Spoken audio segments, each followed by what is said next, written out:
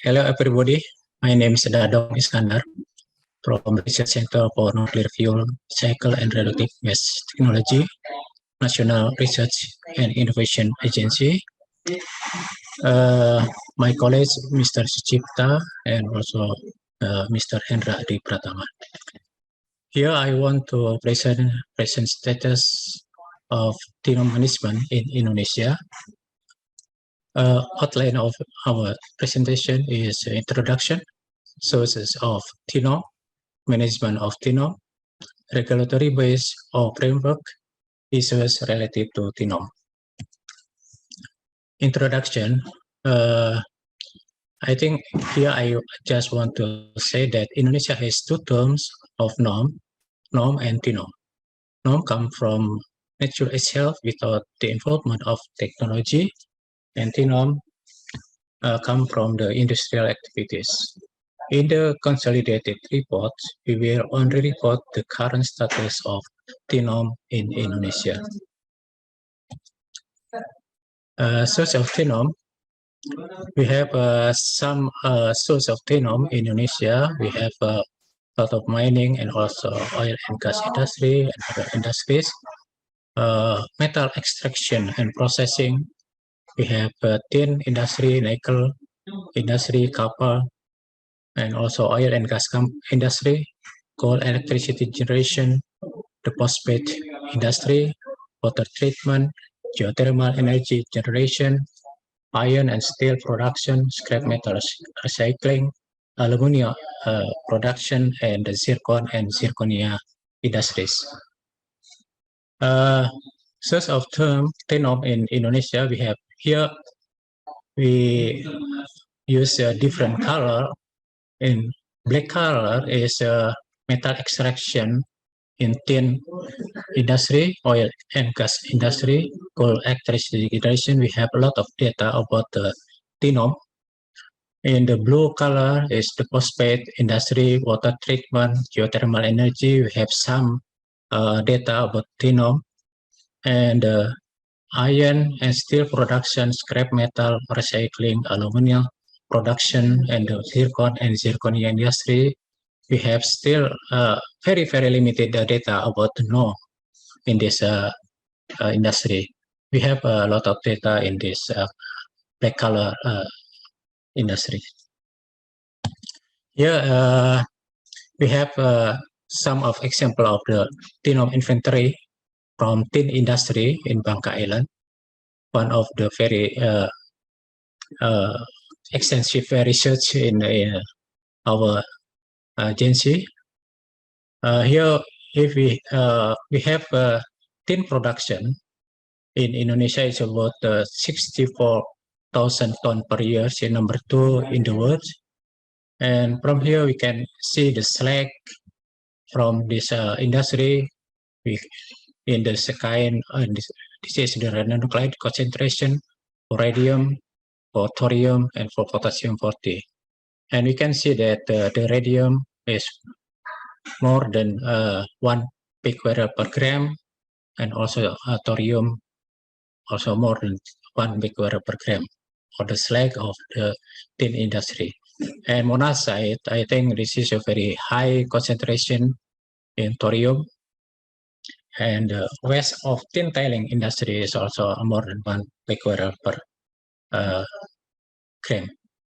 So we have a Tinom inventory, but for inventory other industry we still have no data for this inventory.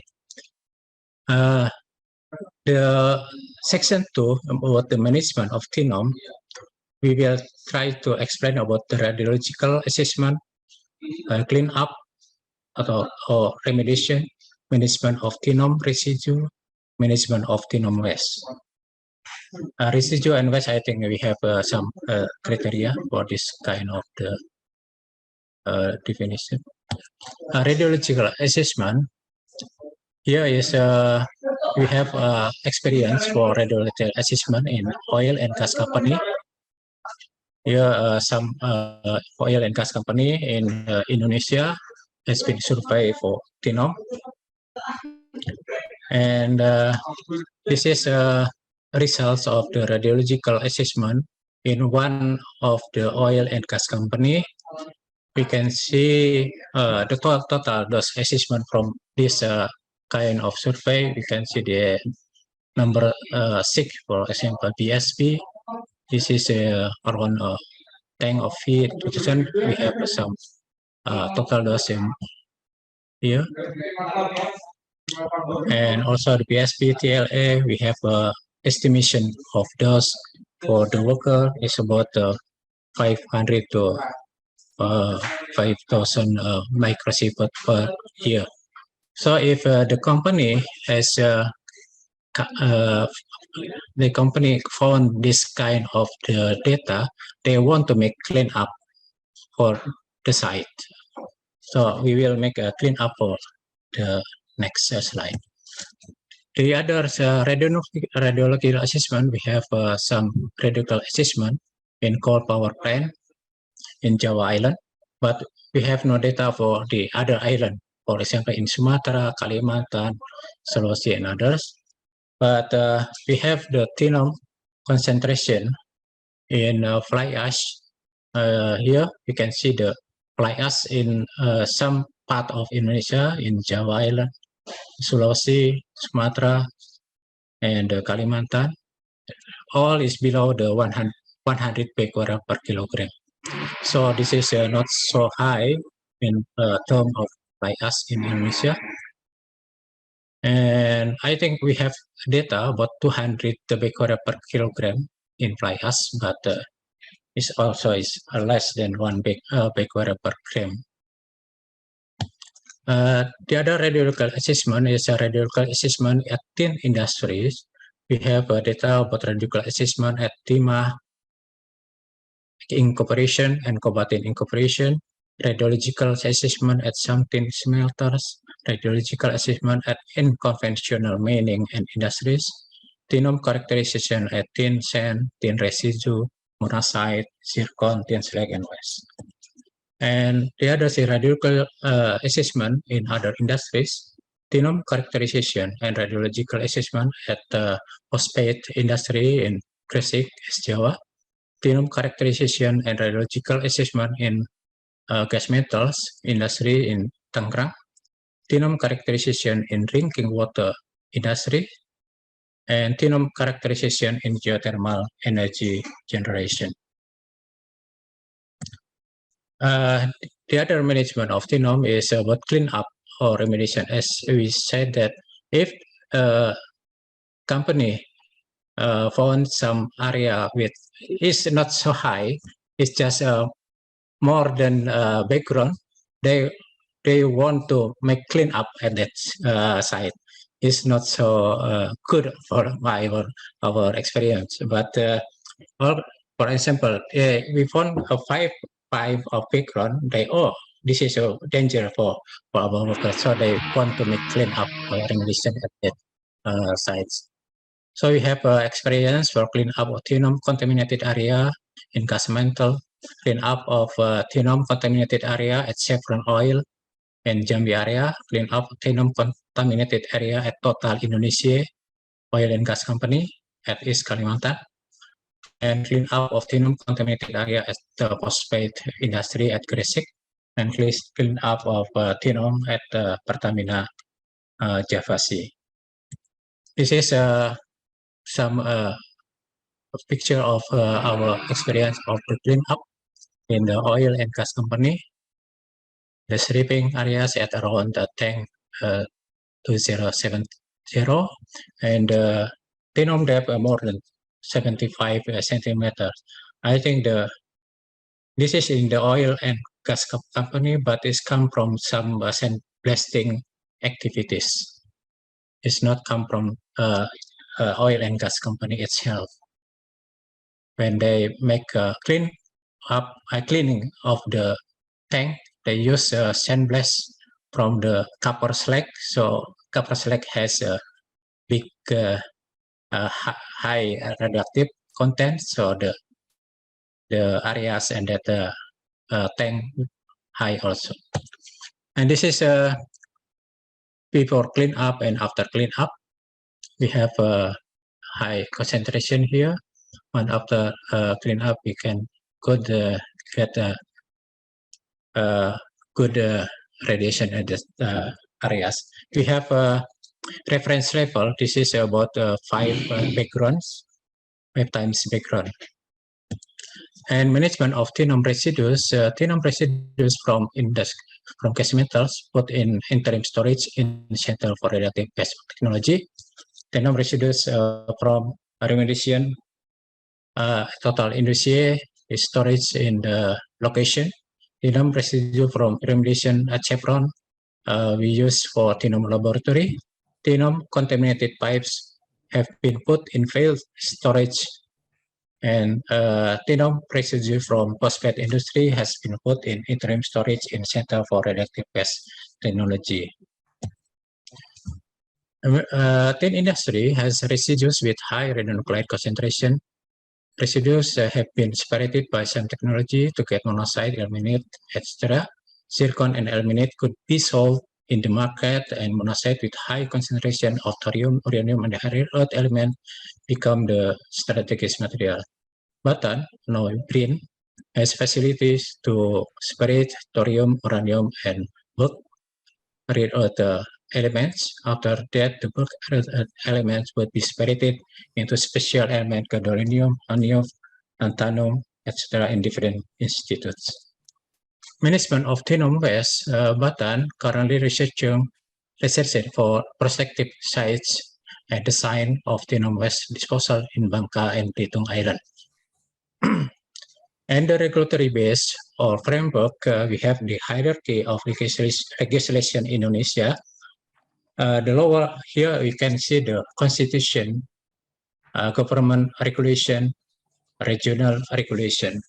So the lower level of regulation should harmonize and consistent with the higher level of regulation. And for the hierarchy of TINOM legislation in Indonesia, from the bottom 10 regulation, we have the Act of Nuclear Energy, government regulation on safety and security on radioactive source, government regulation on licensing of the utilization and ionization source, government regulation on safety and security of mining of nuclear extracted materials. And the Bapeten regulation has a regulation on radiation safety of TINOM storage and the regulation on intervention toward exposure from TINOM. Interventional level in Indonesia could be expressed in the term of the amount of or quantity of TINOM is at least 2 tons, and contamination level equal to or more than 1 becquerel per square centimeter, or the activity is 1 becquerel per gram and 10 becquerel per gram for potassium. So if it is more than this level, it should be any interventional activity in that industry. Regulatory, the TINOM producer should perform a radiation safety analysis. The radiation safety analysis for TINOM include at least types and process of activities carried out, TINOM quantity, types and concentration level of radionuclides, highest radiation exposure, and all contamination of TINOM. Radiation safety analysis would be assessed by a regulatory body. And issues related to TINOM, we have some issues about TINOM. One is about regulation. Regulation of TINOM has not been implemented effectively. One of the reasons is the conflict between regulation and authorities such as Bapeten, Ministry of Environment and Forestry, the Ministry of Energy and Natural Resources, and the local government, cause difficulties for a company to recycle or to store the TINOM residue. Moreover, the huge amount of TINOM from activities in the past and the national geographical location of Indonesia as an strategic countries also give more challenge to control the TINOM. Besides that, new regulation on TINOM should be based on a graded approach. The issues number 2 is about the radiation protection. Workers in industry projects still have low knowledge about radiation protection. Number 3 is about interim storage. Interim storage of TINOM residue has a very limited areas with poor qualities. And number 4 is final disposal. Indonesia has no final disposal for TINOM waste, so we try to make some study about the perspective science and also the design. And I think the last is about how to manage the pipes from the oil and gas company contaminated by the NOM.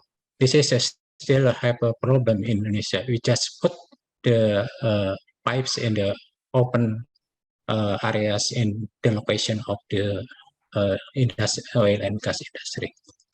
Thank you very much for your attention. Thank you, Dr. Dadong. Now we open for question.